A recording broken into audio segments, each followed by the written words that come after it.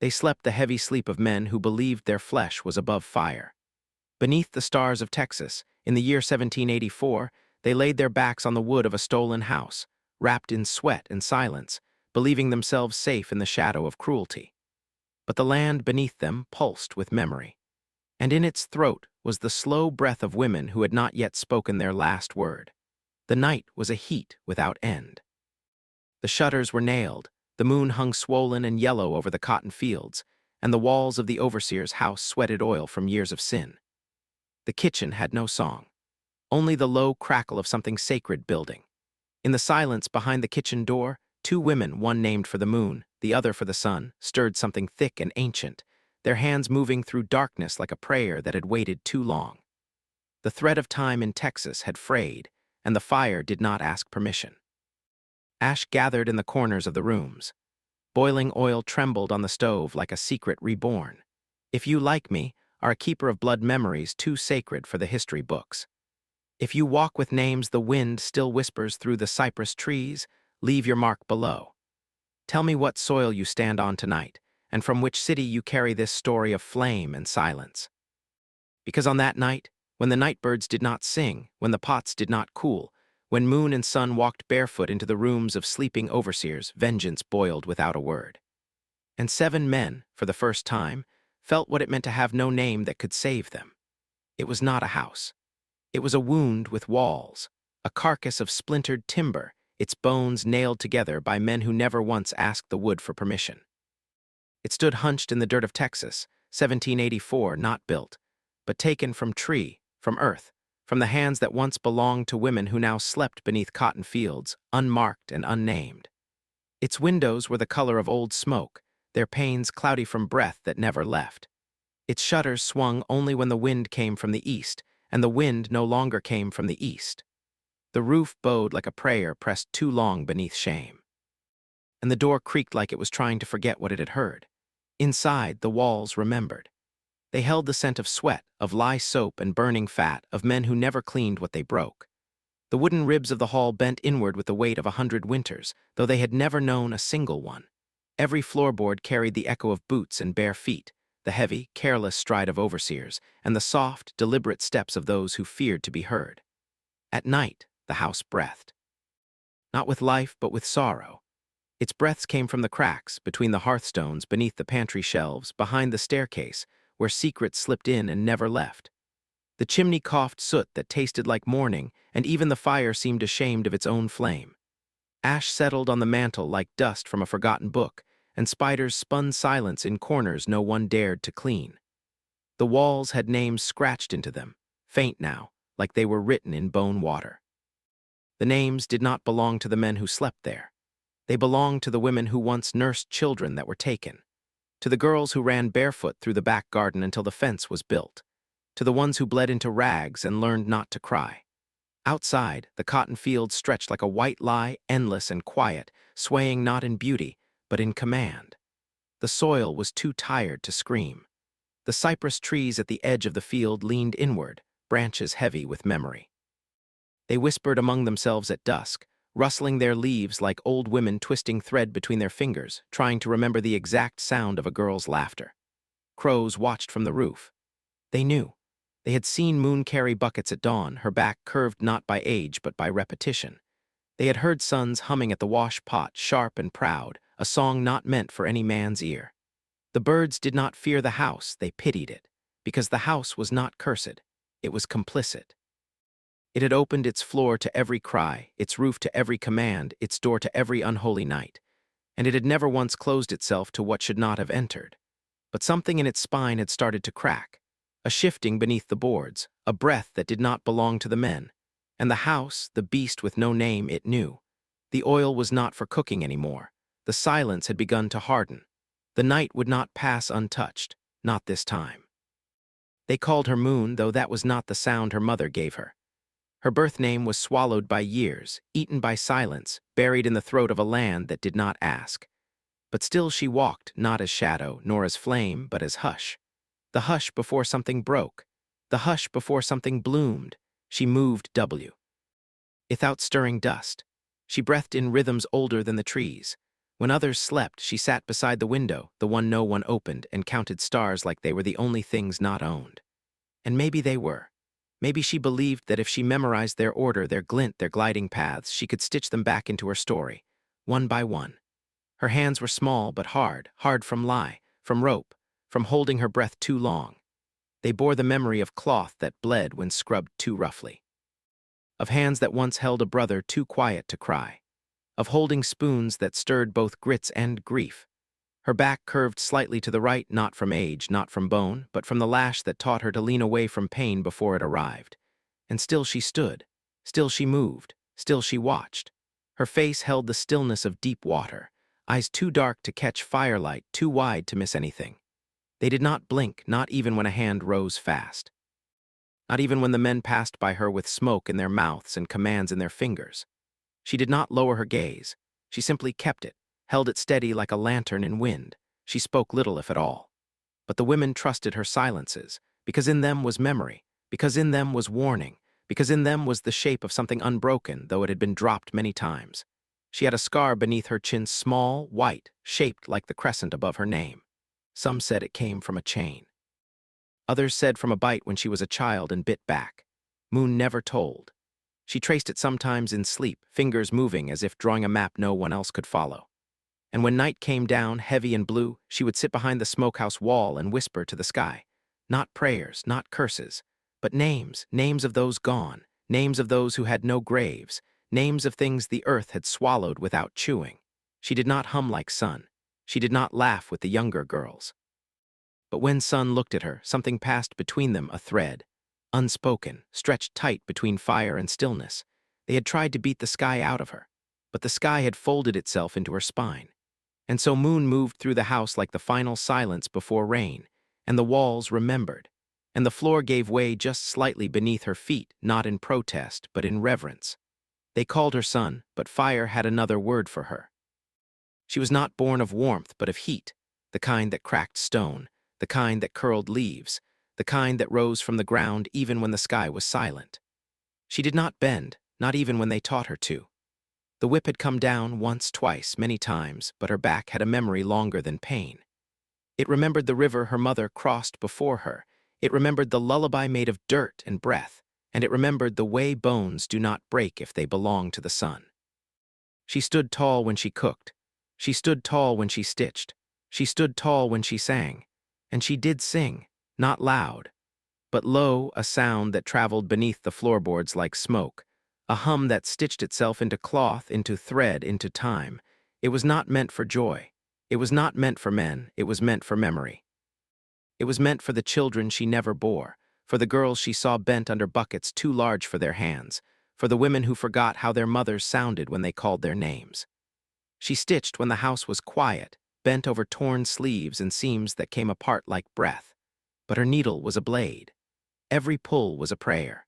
Every thread was defiance woven fine. And in her humming, she named what the world had tried to erase. Her fingers were burnt, small scars like moons lived along their tips, marks from pots, from irons, from boiling oil that spat even when watched carefully. But she did not flinch. The fire knew her. The fire did not dare touch her twice. Her laugh was rare but sharp. When it came, it cut the silence like a rusted bell, the kind of sound that wakes ghosts. Sun did not fear men. She feared forgetting. She feared silence. She feared the way a name disappears when no one calls it. Once when she was small, they made her kneel in the ashes of the hearth, told her to pray. She did not. She scooped the ash into her palm and rubbed it on her skin like war paint. She looked up and did not blink. The man who struck her said she grinned as the blood came. Her eyes were not soft. They were lit from within like coals that never fully died. When she walked, her feet tapped the floor like drums in the belly of the house. Even the rats paused. Even the fire hesitated. Moon was silence. Sun was noise kept barely contained. A heat held tight in the ribs. A song ready to be screamed, but not yet. She wore a red cloth tied around her wrist. No one knew why. Some said it belonged to her mother. Others said it was soaked in the blood of something that once bit her and Elle. She never removed it, not even to sleep. And though they were never seen touching, not in daylight, not in shadow, something tethered her to Moon. A pull like tides, a rhythm between hush and heat. When Sun stood at the stove, the flame leaned toward her. When Sun held the iron, it hissed as though in obedience. When Sun sang, even the overseers paused as if some part of them still remembered being human. She never bowed, even in ash, even when her knees bled. Even when the sky turned its face and the night came with chains. She rose each morning not like a woman but like reckoning. They walked as if the land itself bowed to their steps. 7 men, 7 voices that did not lower in the presence of silence. 7 shadows too loud to be swallowed by night. They called themselves overseers, but the trees called them by other names. The dogs would not follow them without leash. Even the fire hesitated when their boots struck the hearth. Their laughter was jagged, a noise without softness. It scraped against walls like tin dragged across bone. It filled the cracks in the floorboards, thick as grease, and stained the air long after their mouths had closed. They drank from tin cups and wooden flasks. They drank to forget the smell of cotton rot and the sound of children crying in corners. They drank because the only thing heavier than labor was their own hollowness. They spoke of women as things, wool to be spun, cloth to be torn. They measured beauty in bruises, obedience in silence, loyalty in trembling. They kept count not of names, but of bodies, not of souls, but of how many had not screamed. They boasted of breaking backs, of how quick the young ones cried, of who had the strongest hand when the lashes came down. Each one thought himself god of his acre, judge of flesh, owner of fire. They did not believe in ghosts. They believed only in chains and in laws written by those who shared their scent. At dusk, they sat on the porch with boots still wet from blood. They watched the fields dim like dying coals, and they called it peace. They did not hear the trees whisper. They did not see the wind shift. They did not feel the breath of memory crawling through the cracks. They slept easy, bellies full, heads heavy, hands unwashed. They left doors unlocked and hearts unopened, because they believed they had nothing to fear, because the night had never once reached back. But behind the smokehouse wall, where the wood was stained from years of boiling and scrubbing, where the air still held the smell of meat and grief, 2 women sat in silence. And the silence was not empty. It was thickening, it was shaping itself. The men had never learned to listen for what did not speak. They never noticed when breath stopped for too long. They never questioned footsteps that sounded too even. They never watched hands, only hips. They were blind, not by fate, but by choice. And when they passed Moon in the hallway, they did not bow. When they ordered Sun to scrub, they did not flinch at her stare. They thought they were untouched. They thought fire could not climb stairs. They thought oil only burned in lamps. They did not know what the sky had already whispered. They did not feel the shift in the soil. They did not see the edge of the thread, frayed and trembling, tied tight around their necks by hands that had once held children. 7 men, each loud, each proud. Each sleeping too deeply for a land so old. And the night had waited long enough. That night the air refused to move. Not a leaf turned, not a door moaned, not even the crickets sang. It was the kind of night that pressed its palm over the mouth of the world, a night so still the stars seemed to hold their breath. The sky was bruised and wide, swollen with waiting. The moon hung crooked, watching through a slit in the clouds, and the earth below it remembered. Inside the kitchen there was no humming. No pot clanged, no spoon stirred. The fire whispered low but dared not rise too high. Moon stood by the oil pan. Its surface swirled slowly, a quiet spiral of shadow and shimmer. Not yet boiling, not yet ready, but it knew, and she knew. Her hands rested on the edge of the counter, knuckles pale, fingers still. She did not blink. Her gaze was deep inside the liquid, as though she were watching something climb out of it. Something ancient, something owed. Sun sat on a stool beside the window. Her fingers were wrapped in cloth, not for pain, but for the weight of what they would soon carry. She did not rock. She did not sing.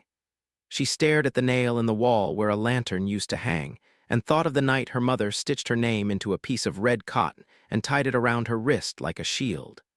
The silence between them was not emptiness. It was a rope pulled taut. It was a song with no sound, a language that passed between 2 souls who had once met beside the fire and never again needed to speak. Moon moved first, only S. Lightly a shift of her shoulder, a breath held and then released like smoke escaping through cracked wood. Sun nodded, once, slowly, that was all. The house did not creak. Even the floorboards held themselves still as though they too had chosen a side. The oil began to change, not loudly, not quickly, but with intention. Its surface rippled once, then again, small bubbles blooming like secrets surfacing from deep water. The heat rose from beneath it in waves that shimmered against the clay walls. The chimney swallowed the smoke. The windows, fogged from breath and age, glowed faintly with orange light. Ash fell in the hearth behind them, soft, like snow that did not melt. The hour was not yet here, but it was coming, walking barefoot toward them on a path of old blood and scorched memory. Sun untied the red cloth from her wrist and held it in both palms. She did not kiss it.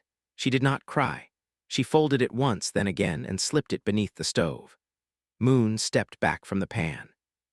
Her face still, her eyes endless. In them, the weight of stars, the shape of scars, the quiet of prayers that had waited too long.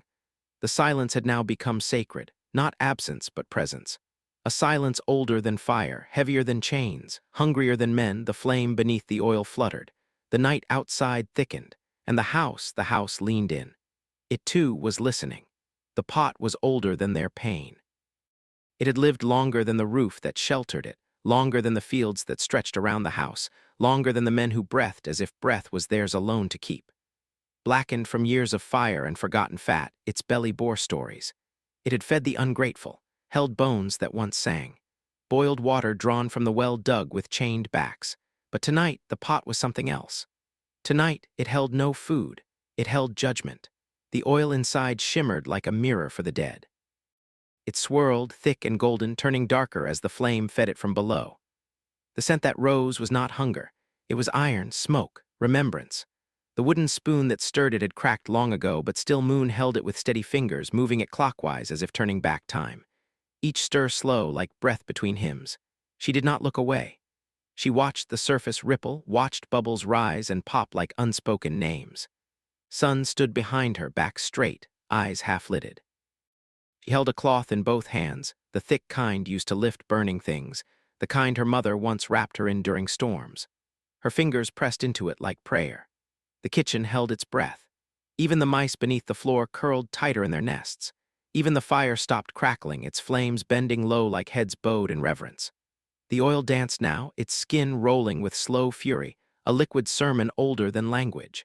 It hissed in rhythm, a sound like breath drawn between clenched teeth.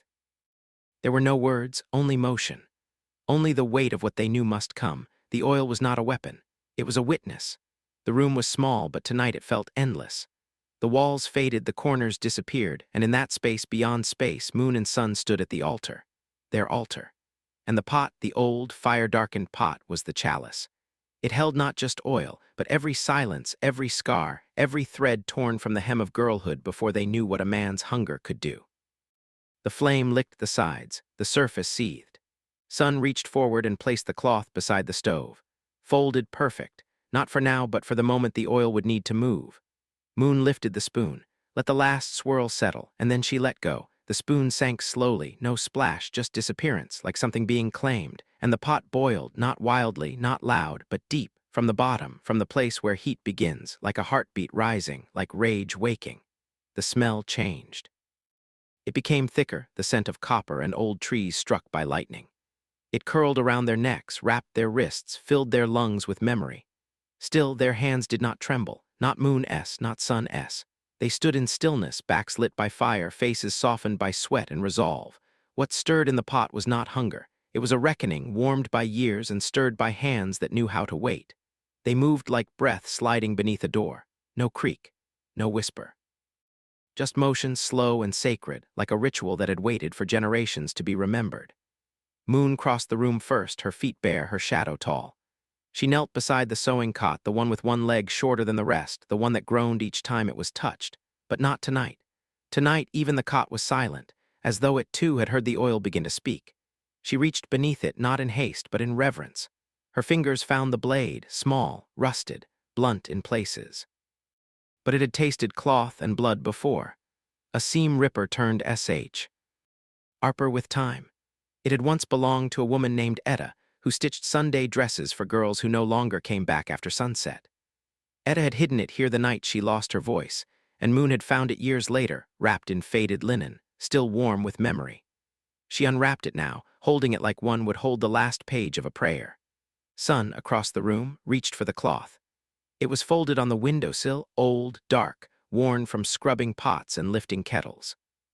The corners were singed. The middle was stained with something long dried. She unfolded it slowly, then folded it again, once, then twice, into a pad thick enough to hold what burned. She laid it beside the boiling pot, a quiet cradle waiting for a judgment still forming in the fire. The thread came next. A single cord of rope, frayed at one end, knotted at the other. It hung from the back wall of the kitchen, where herbs once dried before the air turned cruel. Moon pulled it down without looking. It coiled in her palm like it remembered her grip. Not a noose, not a leash, but something older, something that had once bound hope to breath. They laid the tools before them, not in a line, but in a circle, as if they were summoning cloth, blade, thread, fire. Each one had passed through hands that had cradled children, mended wounds, cooked for men who forgot to say thank you. Now those same hands called them back not as servants, but as sentinels. Moon took the knife and kissed its handle. She did not smile. She did not shake. She simply slid it into the waistband of her skirt where no eye would see, but where the ancestors would watch. Sun wrapped the rope around her wrist, not tied, but looped, as if to say, what you bind with memory cannot be broken by steel. They stood then, facing each other in the warm hush of the kitchen. The pot boiled behind them. The stars watched through fogged glass. And beneath their feet the earth hummed low, a sound like sewing needles tapping in rhythm, like footsteps echoing in soil not yet marked by justice. These were not weapons. These were relics, each touched by story, by labor, by women who stitched their defiance into every fold of cloth, every splinter of wood, every thread pulled too tight. And now they were gathered, quiet, complete. The night now full waited, and so did the flame. The night stretched wide and breathless. No moon, no wind. Even the trees, which had always murmured to each other in the dark, stood still like widows in black, too weary to wail. The sky hung low, a dark cloth pulled tight over a wound that had never closed. The air was thick, not with heat, but with something older, something rising. Not a single dog barked. Not one crow called. Not even the insects, who never asked permission, dared to sing.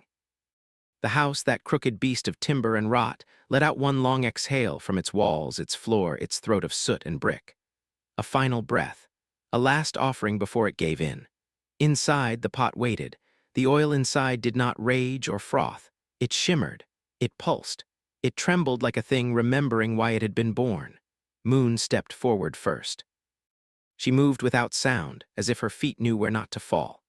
She held the cloth in one hand, the blade tucked deep in her waistband, and something invisible cupped gently in the other, a weight, a vow, a breath that did not belong to her alone. Sun followed, her eyes steady, her wrist wrapped in rope. The same rope once used to bind barrels of lie and children who wandered too far. Now it wound her arm like a sacred braid. They opened the door together. It did not creak. It did not resist. It understood. The hallway before them stretched long, its boards swollen from years of footsteps too heavy.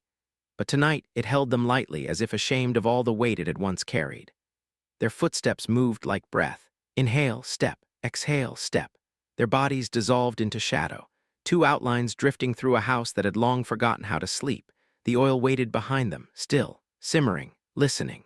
Each step brought them past rooms where laughter had once cracked like whips. Where slurred voices had told stories about broken bodies and silenced mouths. Where boots had been cleaned but not the blood they tracked. Doors lined the hall like ribs. 7. One for each man, each door shut, each man sleeping. Each believing the dark would keep him safe. But the night did not belong to them, not tonight, not anymore. Moon paused by the first door. Her breath was even. Sun reached into her apron and drew forth the cloth, soft, folded, waiting. The oil in the pan had settled, its surface smooth, as if it had found peace in the task ahead. The hour had come. Not a scream had been heard, not a bell rung, not a whisper stirred from any room, but the house knew. The floor shuddered beneath bare soles, the windows fogged as though exhaling memory. The stairs held their breath, and the night that had borne witness to so many wrongs, finally refused to sleep. It stayed awake with them, held open its arms, lit the way, for justice walks softly, but she walks. The hallway was narrow, but it held eternity. 7 doors, 7 gods of their own making, 7 sleepers who had mistaken silence for surrender. Moon reached for the handle of the first. It was warm, not from fire, but from years of arrogance baked into the grain. She turned it gently. It did not resist. The door opened like it had been waiting to confess. The room inside breathed, heavy, drunk, dreaming. A man lay tangled in a sheet, his mouth open, his hand resting on his stomach, the same hand that had struck a girl named Clara until her teeth loosened. His boots still stood by the bed, mud drying on their soles, evidence of where he'd walked and whom he'd walked over. Moon stepped forward, the cloth folded perfectly in her hands, the oil cradled within, still glistening, still whispering. She paused. Not for fear, but for precision. Then she bent, and with the grace of a mother laying a child to sleep, tilted the cloth forward. The oil flowed, not fast, not wild, but slow, sacred, like wine from a chalice, like rain on scorched land, onto the ear that once laughed at women's cries, onto the cheek that smirked as names were forgotten, onto the throat that shouted orders into cotton fields without ever learning a single name. At first, there was silence. Then a breath caught, a twitch, a sound too animal to name. But by the time his eyes opened, the fire had already spoken. He screamed, not like a man, like a thing that had never known pain before. The cry split the walls, shook the nails loose in the rafters, sent birds into flight, but the night did not flinch. The house did not move. It had heard worse. It had held worse. Moon stepped back, door left open, scream echoing. Sun was already at the next door, her face still. Her eyes lit from within. They moved together now not as two, but as one purpose, one rhythm, one flame walking barefoot in flesh. The second man's room was darker. He slept with a pistol beside his bed as if he knew someday the world would ask for an answer. But he had not woken yet. He did not wake when the door opened. He did not wake when the cloth hovered above his chest. Sun poured. The oil landed on his sternum, hissing, coiling, claiming. Woke mid-scream, thrashing, the pistol forgotten, burning hands clutching at skin that now peeled in sheets. The fire did not ask permission. It sang. It preached. It baptized. His scream joined the first. Two cries now woven together, a chorus of reckoning. The third had no blanket. He slept in his clothes, as if even in dreams he wanted power ready at hand. Moon did not hesitate. The oil kissed his eyelids. He never saw her. He never saw anything again. The fourth had a Bible by his bed. Verses underlined. A bookmark with a cross stitched in blue. He had once said the Lord approved of discipline. Said it while holding a whip and humming a hymn. Sun looked at the Bible, then at him. She poured the oil across his collarbone, slowly watching the skin blister, hearing the page edges curl nearby. His scream broke on the word mercy. The fifth begged before he burned. Half asleep, he whimpered names not theirs. Wives, daughters, ones who had never tasted what he had done. Moon poured without reply. The sixth tried to run. Woke to footsteps, stumbled from his bed, reached for the window, but oil flies, and fire finds the back of necks. He dropped to the floor, moaning, the floorboards absorbing his final defiance. And the seventh was the worst. The others had struck, laughed, ordered, but he had whispered, offered candy for silence. Pet hair, soft hands, then sudden fists. Girls who disappeared, boys who spoke no more. Sun opened his door. She did not blink. He woke as she approached, saw her, called her name, said please. Moon joined her. Together they lifted the cloth. Together they let it fall. The oil met his chest, his belly, his groin. He screamed longer than the rest, until his voice was a wet thing, until his feet stopped kicking, until the air itself recoiled. And then there was silence. 7 rooms, 7 doors still open. 7 men no longer asleep. Each one burned into the wood. Each scream folded into the bones of the house. The walls would never forget, and neither would the night. The screams had faded, but they had not gone. They hung in the beams, dripped from the rafters like slow sap, curled around the doorways like smoke too tired to rise. And then stillness. A stillness so deep it rang like a bell, not silence, stillness. The kind that follows after a storm that changed the shape of the sky. The air was thick with it, the walls damp with it. Even the fire, once proud beneath the pot, now flickered low, its purpose fulfilled. Moon stood in the hall, barefoot, the blade still hidden but unnecessary now. The floor beneath her was warm, not from life, but from the last breath of those who believed themselves immortal. She did not move, not yet. The oil-stained cloth still steamed in her hands. Its scent was sweet, bitter, final. She folded it slowly, then pressed it into the hearth like an offering. The coals accepted it without sound. Sun leaned against the frame of the 7th door. Her chest rose, fell, but her breath did not shake. Her cheek, a single drop of oil, glistening like a tear that had never belonged to sorrow. She wiped it away with the back of her wrist, then looked at her palm as if it had just spoken. The floor was no longer wood. It was ash, a fine layer of it like snowfall in hell. It clung to their souls, their hems, their shadow. Moon stepped forward. Ash rose where she walked, not in clouds, but in halos. Every step left a print, and every print was a verse. A psalm made of soot. Sun followed, not fast, not slow, as if she were walking through the pages of a book that had waited too long to be read. They passed the doors. 1, 2, 3, each left open, each room flickering with light that wasn't light, a glow made of endings. The air inside the house had turned. It was heavier now, richer, like breath pressed between layers of cloth or secrets kept under floorboards too long. The stairs moaned once, not in protest, in relief. In the kitchen, the pot had gone still, its surface flat, oily, holy. Steam whispered up in tendrils, shapes like hands, like braids, like the letters of names forgotten by tombstones. The windows were fogged. Outside, the world had not yet changed. The trees still stood. The stars still watched. The fields still waited. But inside this house that had once been louder than God, there was only the sound of barefoot women walking through ash. Ash that remembered. Moon knelt beside the fire. She reached into the embers, pulled out the small red cloth. It was singed at the edge, but whole. She wrapped it around her wrist once more, the knot tight, a seal. Sun brushed her hands along her skirt. The soot left streaks across her thighs, but she did not wipe them away. They were marks now, proof, not of guilt, but of something sacred done without apology. No words passed between them, none were needed. The house watched them go. Its nails loosened, its beams softened, its windows cried, the ash stuck to their feet. The earth opened her mouth and swallowed nothing. Because nothing had been lost, only returned. Before the sky could open its eye, before the birds dared speak, before the sun lifted her hem to walk the fields, Moon and Sun stepped into the dark. They did not run. They did not tremble. They moved barefoot, not like fugitives, but like daughters returning to a mother who had been waiting since the first scream was buried in soil. Behind them, the house sagged, bones loosened, walls sighing in smoke. Its breath spent, its memory scorched clean. The ash still clung to their feet, the oil still warmed their palms, but the burden had lifted. The cypress trees stood ahead, tall and knotted, their roots rising from the earth like old hands reaching to bless what was owed. They did not part, they opened. Opened like grandmothers, like wombs, like arms that had not held justice in 1,000 seasons. The swamp greeted them not with murk, but with silence, sacred, holy, thick enough to chew, thin enough to breathe. Their steps sank into moss, into mud, into earth so wet with history it wept beneath every heel. The water was still, not dead, just listening. Spanish moss hung down like veils, and between them ghosts passed, not to haunt, to witness. Birds watched without caw, insects cleared paths without sound.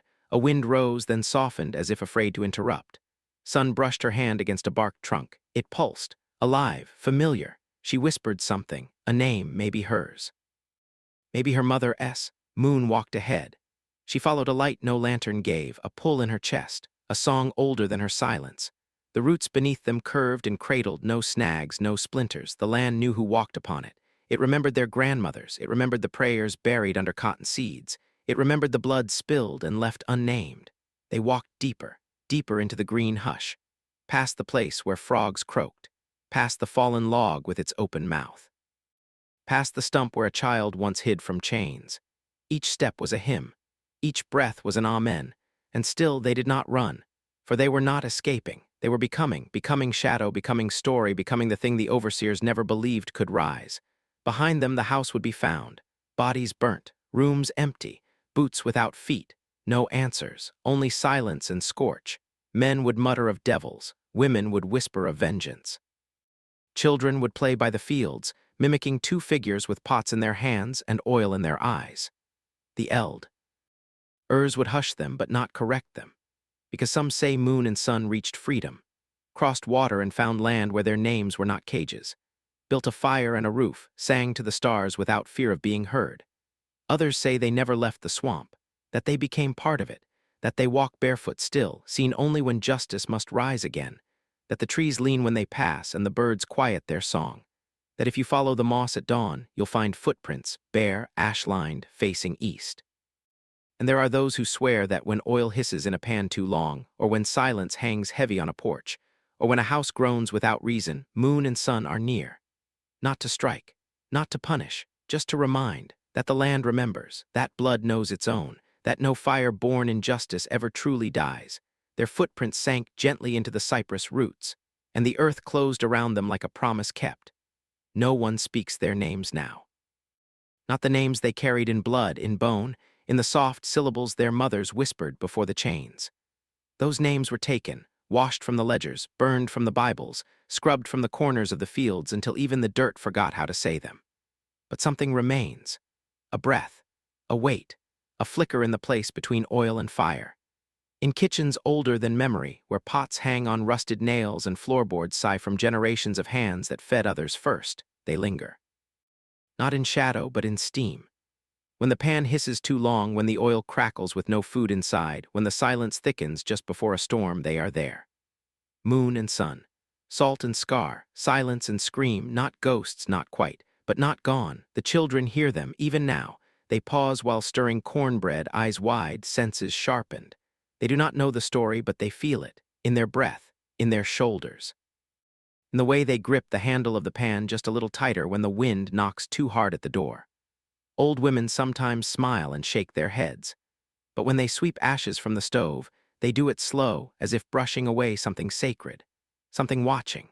In the stillness after supper, when the lamps burn low and the shutters creak, some swear they hear footsteps, barefoot, soft, but sure, moving through kitchens where no one stands, passing by windows with no reflection, stopping at thresholds like a question unasked.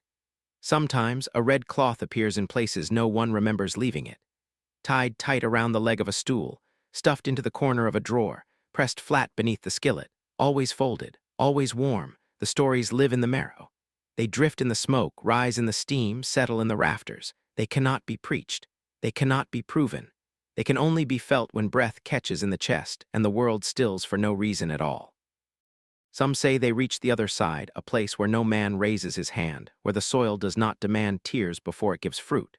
Others say they never left, that they wait at the edge of every injustice, barefoot, silent, oil in hand. That when a girl clenches her fist in silence, when a mother rocks too still for sleep, when justice walks slow through back doors, it is they who guide the step. It is they who stir the pot. They are not names anymore. They are elements. They are flame that refuses to die.